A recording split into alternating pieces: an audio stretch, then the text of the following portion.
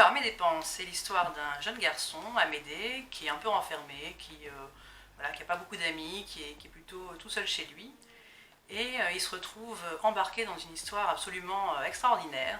Il fait le tour de Paris, il visite différents monuments, et puis il s'arrête au Panthéon. Puis là, il est subjugué par le pendule de Foucault. Donc, c'est une espèce de grosse boule qui oscille, qui fait le tour de la pièce.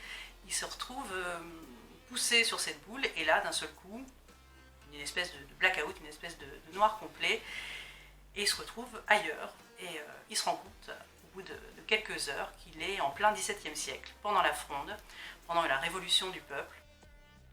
Enfin, pour l'instant, j'étais plutôt dans une veine réaliste et puis contemporaine. J'ai voulu partir dans quelque chose de différent, d'historique. Le point de départ, ça a vraiment été le jeu de mots avec le nom du personnage.